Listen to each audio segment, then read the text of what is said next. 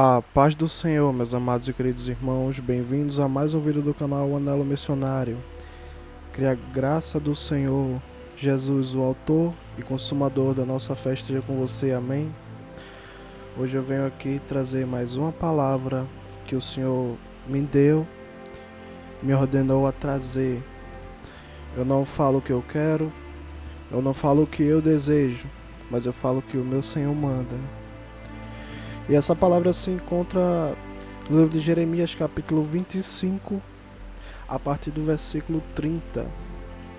E eu peço que desde já, se você entrou nesse vídeo, você fique até o final para entender do que se trata, para entender o que o Senhor está nos dizendo. Amém? Começa a leitura em Jeremias 25, versículo 30 em diante, e diz assim: Tu, pois, lhes profetizarás todas estas palavras, e lhes dirás: O Senhor, desde o alto, bramirá e fará ouvir a sua voz desde a morada da sua santidade. Terrivelmente bramirá contra a sua habitação, com grito de alegria, como dos que pisam as uvas, contra todos os moradores da terra. Como assim o Senhor gritará contra a sua habitação? Bem, o próprio verso diz que a morada do Senhor é no alto. O alto é a morada da sua santidade. Então qual seria a habitação do Senhor que ele está se referindo? Bem, andando por aí não é muito difícil você achar alguém que chame de casa do Senhor igreja, as igrejas, os templos. Quando o próprio Senhor Jesus disse que Deus não habita em templo feito por mão de homens, quando a própria palavra diz que o Senhor não habitará em templo feito por mão de homem. Prosseguindo para o verso 31, está escrito assim: Chegará o estrondo até a extremidade da terra, porque o Senhor tem contenda com as nações. Entrará em juízo com toda a carne. Os ímpios entregará a espada, diz o Senhor. Assim diz o Senhor dos Exércitos: Eis que o mal sai de nação para nação, e grande tormenta se levantará dos confins da terra. E serão os mortos do Senhor naquele dia, desde uma extremidade da terra até a outra extremidade da terra. Não serão pranteados, nem recolhidos, nem sepultados, mas serão como estrumes sobre a face da terra. Uivai, pastores, e clamai, e revolvei-vos na cinza, principais do rebanho, porque já se cumpriram os vossos dias para serdes mortos, e eu vos quebrantarei, diz o Senhor, e vós, então, caireis como um jarro precioso, e não haverá fuga para os pastores, nem salvamento para os principais do rebanho. Voz de grito dos pastores e uivos dos principais do rebanho, porque o Senhor destruiu o pasto deles. Porque as suas malhadas pacíficas serão desarraigadas, por causa do furor da ira do Senhor. Desamparou a sua cabana, como o filho de leão. Porque a sua terra foi posta em assolação por causa do furor do opressor e por causa do furor da sua ira. Lendo esse texto, logo percebemos que o Senhor está anunciando um juízo, um acerto de contas, não só contra toda a carne. O que o Senhor quer dizer contra toda a carne? Contra toda pessoa que é carnal, contra tudo aquilo que é carnal, contra tudo aquilo ou aquele que não segue a sua lei. O Senhor fala que entrará em juízo com toda a carne, os ímpios entregará a espada. E também diz sobre a igreja, contra a igreja, contra os pastores, os maiorais, os líderes de ministério, os líderes que governam, ou que na verdade não era para governar, mas era para pastorear uma igreja. E por que tudo isso? E por que o Senhor está fazendo tudo isso? No último versículo desse texto que eu li, está escrito assim: Desamparou a sua cabana como filho de leão, Por quê? Porque a sua terra foi posta em assolação por causa do furor do opressor e por causa do furor da sua ira. De que opressor o Senhor está falando? Exatamente dos pastores e dos maiorais do rebanho que têm oprimido as suas ovelhas. Porque o Senhor está decretando, assinando e já carimbou esse juízo contra pastores e contra líderes de ministérios. Irmãos, não é segredo para ninguém que hoje a igreja vive uma fase de oba-oba, uma fase de festinha, de entretenimento dentro da igreja, de satisfação, de ego, de prazer. As pessoas vêm diante de um pastor, de uma igreja, procurando uma palavra que lhes convém. E o pastor, para não perder a sua empresa, que é chamada de igreja, vem e dá o que a pessoa precisa. É como se fosse uma troca. Eu falo o que você quer ouvir e você me dá dinheiro. O que eles chamam de oferta para o Senhor, né? Ou dízimo. E os líderes de ministério fazem passatempo para casais, piqueniques para jovens, fazem reuniõezinhas, brincadeiras.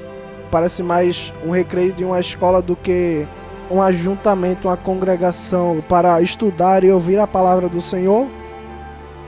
Ministérios, na verdade, só são um tipo de grupo que se adapta a cada tipo de pessoa. Quem é casado vai pro grupo de ministério de casais e lá encontra uma palavra que quer ouvir, que lhe convém. Um jovem vai para um grupo de jovem e lá ele encontra a palavra que lhe convém, ou a atividade, a brincadeira, a gincana que lhe convém. Mas de modo geral tudo isso é governado por um pastor. O Senhor colocou poder aquisitivo na mão de pessoas para que elas abençoassem as ovelhas, e elas constroem impérios nas costas das ovelhas, tirando o conhecimento das ovelhas, levando as ovelhas para o inferno, para o caminho da perdição, e se fazem piores do que os ímpios. Por isso o Senhor, quando me deu esse texto, Ele me deu a entender que Ele não só queria falar para os ímpios, mas o próprio texto está escrito aqui: uivai, pastores, gritem de dor, gritem de choro, porque já chegou o dia da morte, já chegou o dia do acerto de contas para quem não quer nada com o Senhor e para quem não quer nada com o Evangelho. Se eu lhe perguntasse o que é Evangelho, irmão, você saberia responder? Pois muitos não sabem responder e muitos confundem o que é Evangelho. Então eu quero explicar aqui, aproveitando que a gente está falando nessa palavra que o Senhor me deu de igrejas, eu quero explicar para você o que é Evangelho, porque a verdade liberta, nos liberta. O Evangelho é uma mensagem, a mensagem do Senhor. Que mensagem é essa? Somos pecadores, somos incapazes, somos insuficientes, não somos autossustentáveis, precisamos da graça e da misericórdia do Senhor para sobreviver. E como adquirimos a graça, como recebemos a graça e a misericórdia do Senhor? Mediante a cruz do Calvário, em que Jesus, o Filho de Deus, morreu, ressuscitou ao terceiro dia, subiu e voltará. Isso é Evangelho. Evangelho não é falar para uma pessoa: Jesus te ama. Evangelho não é chegar para uma pessoa e falar: Deus tem um plano na tua vida, porque o ímpio sabe, todo mundo sabe que Deus tem um propósito para cada coisa nessa criação. Mas uma pessoa que está perdida nas suas próprias paixões não precisa de amor, precisa de confrontamento, e então o amor vem junto com a correção. Muitas almas têm sido perdidas porque não entendem que precisam de Deus, estão dentro da igreja e não entendem quem precisa de Deus. Não é Deus que precisa de você, é você que precisa de Deus.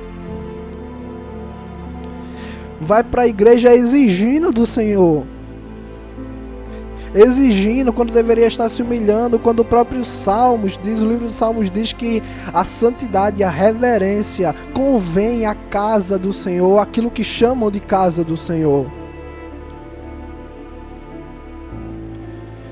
Por isso que o Senhor está dizendo nesse texto, as ovelhas serão desarraigadas, serão arrancadas, retiradas desses centros, dessas congregações de ego.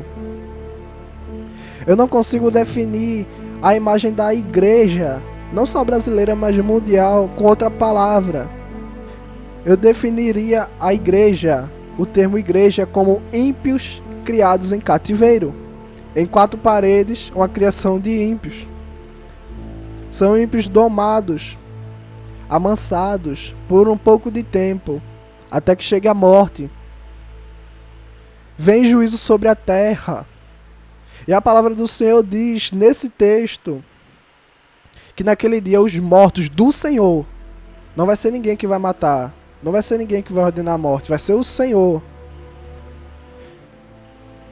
O Senhor matará naquele dia, no dia que ele já assinou, tantos de uma extremidade da terra até a outra extremidade da terra. Não serão planteados, nem recolhidos, nem sepultados, mas serão como estrume sobre a terra, sobre a face da terra.